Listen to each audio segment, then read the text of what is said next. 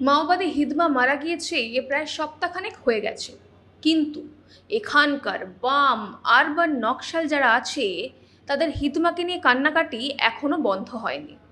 কখনো দিল্লি দূষণের প্রতিবাদ করতে গিয়ে হিডমান নামে স্লোগান দিচ্ছে, তো কখনো পশ্চিমবঙ্গে মাওবাদীদের সমর্থনে হচ্ছে সাংবাদিক সম্মেলন। গোটা দেশ জুড়ে কেন্দ্রীয় সরকার যখন মাওবাদী দমন অভিযান শুরু করেছে, ঠিক তেমনই একটা সময়ে তৃণমূল সরকার দুধ কলা দিয়ে পুষতে চাইছে মাওবাদীদের। অনেক বড় ষড়যন্ত্র রয়েছে তৃণমূলের এর পিছনে। আজ এই নিয়েই আমাদের ভিডিও, শেষ পর্যন্ত সঙ্গে থাকবেন। নমস্কার, আমি স্বাতী। মাধ্যম ইউটিউব চ্যানেলের আরও একটি ভিডিওতে আপনাদের স্বাগত জানাই।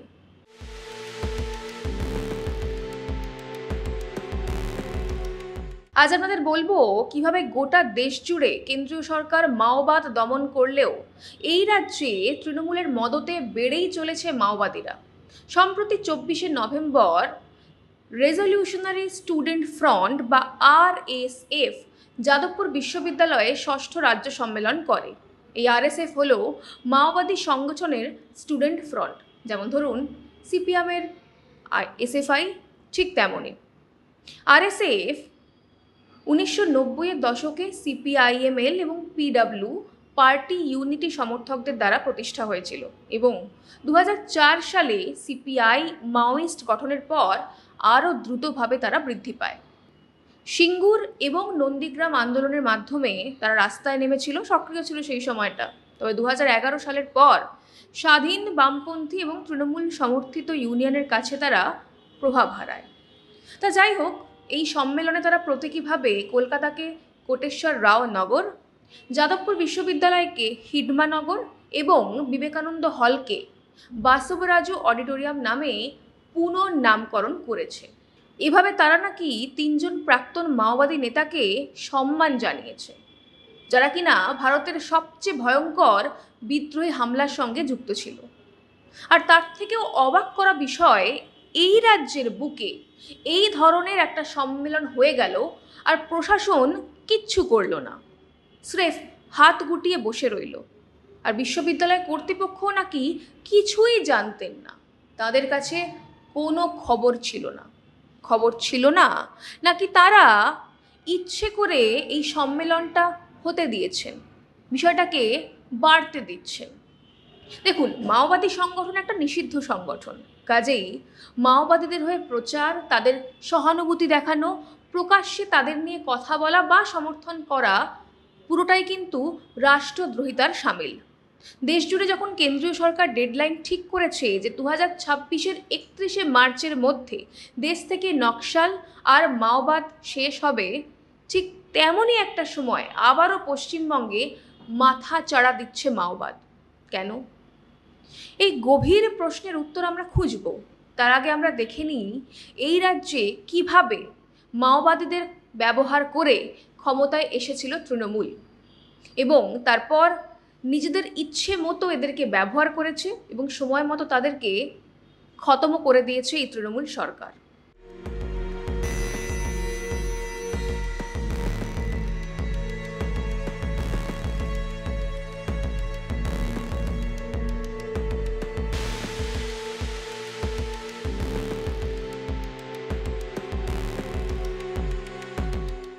সময়টা 2009-10 সাল হবে, তখনও ক্ষমতায় আসেনি তৃণমূল কংগ্রেস। পশ্চিমবঙ্গে চলছে লাল সন্ত্রাস। মাওবাদীদের সঙ্গেও দূরত্ব ছিল সিপিএমের, যেহেতু সিপিএম এখানে শাসনে ছিল এবং মাওবাদীরা রাষ্ট্রীয় গণতন্ত্রে বিশ্বাসই করে না, তাই একে অপরের শত্রু ছিল।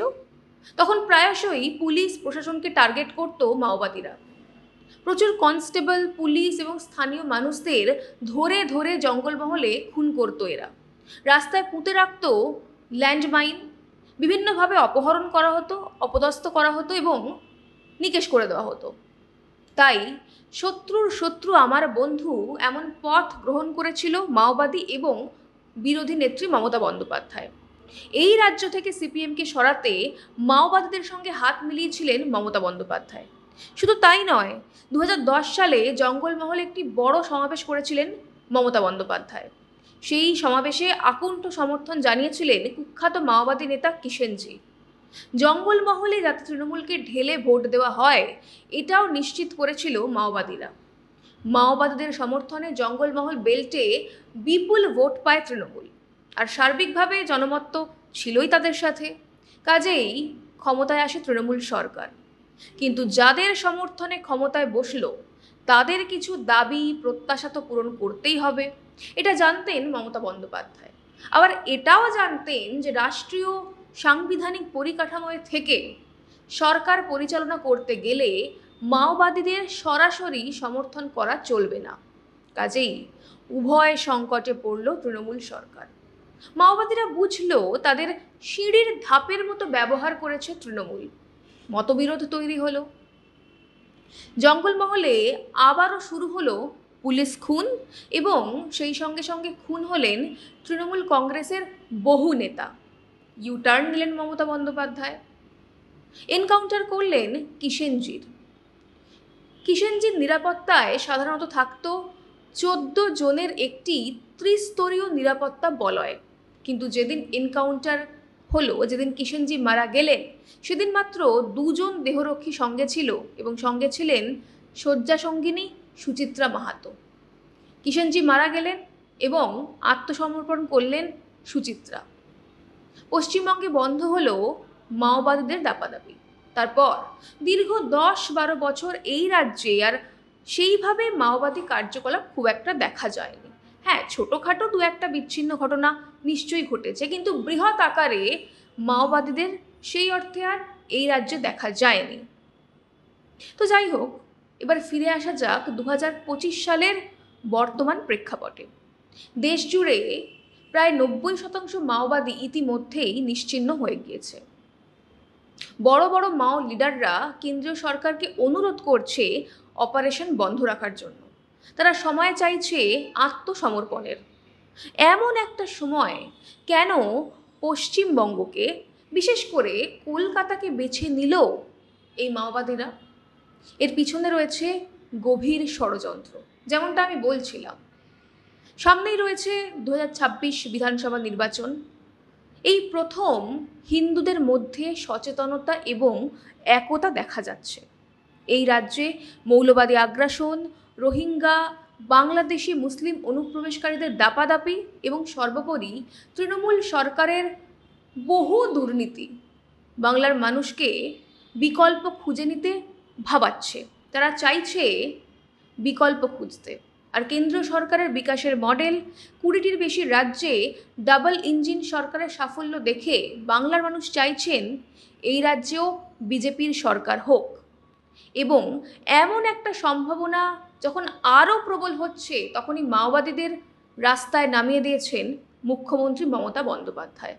2021 এবং 2024-এ মুখ্যমন্ত্রী মমতা বন্দ্যোপাধ্যায়কে এরা ভালোই ডিভিডেন্ড দিয়েছিল। লোককে এনআরসি নিয়ে ভুল বুঝিয়েছিল, no vote to BJP campaign করেছিল, আর যার সরাসরি লাভ পেয়েছিলেন মুখ্যমন্ত্রী মমতা বন্দ্যোপাধ্যায়। এখন হিন্দুরা একত্রিত হচ্ছে দেখেই এদের আবারও মাঠে নামিয়ে দিয়েছে বিজেপির ভোট কাটতে। না, আমরা জানি মাওবাদীরা নির্বাচনী প্রক্রিয়ায় অংশগ্রহণ করে না, কিন্তু এরা যাকে প্রত্যক্ষ এবং পরোক্ষ সমর্থন করে তাদের জন্য এরা আড়ালে থেকে ক্যাম্পেনও চালায়, প্রচারও করে। ঠিক যেমনটা 2011 সালে মমতা বন্দ্যোপাধ্যায়ের হয়ে প্রচার করেছিল মাওবাদীরা। আবার সেই একই প্রবণতা দেখতে পাওয়া যাবে না তো? এরা আসলে শুধু গণতন্ত্র বা রাষ্ট্রের শত্রু নয়, এরা হিন্দু ধর্মের এবং সমাজেরও শত্রু বটে। আর শুধু মমতা বন্দ্যোপাধ্যায় আরও একবার হাত ধরতে চাইছেন ক্ষমতা রাখার জন্য তাই নয়, এটা স্পষ্ট বোঝা যাচ্ছে যে কলকাতার বুকে এমন একটা অধিবেশন হয়ে গেলেও পুলিশ এদের কিচ্ছু করছে না। পুলিশের কাছে নাকি খোঁজ থাকছে না, নাকি খোঁজ থাকলেও তারা কোনো ব্যবস্থা নিচ্ছে না। শুধু নিষিদ্ধ সংগঠন মাওবাদী নয়, ক্ষমতায় 2026-এর নির্বাচনে আবারও আসার জন্য মাঠে নামিয়েছে সিপিআইএমএলকেও।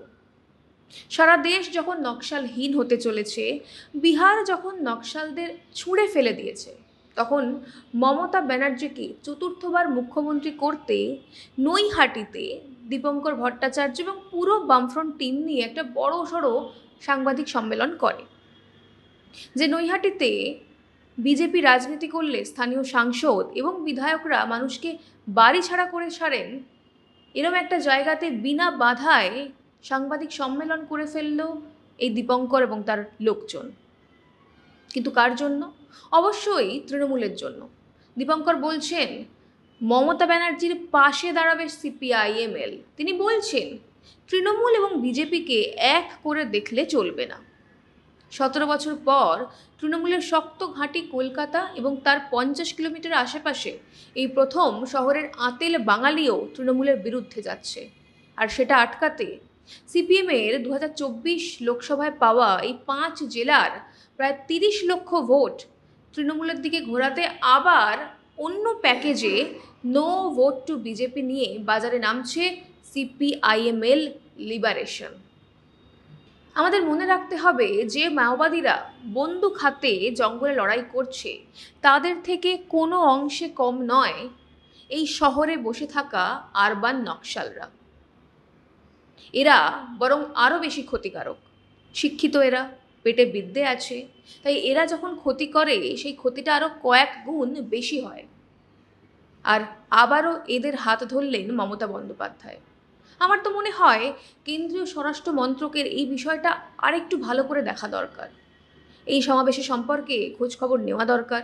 এরা আগামী দিনে কী করতে চলেছে, কি ভাবছে, কেনই বা হুট করে এই সমাবেশ করলো, এদের স্ট্রেংথ কী রয়েছে তা ভালো করে জানতে হবে।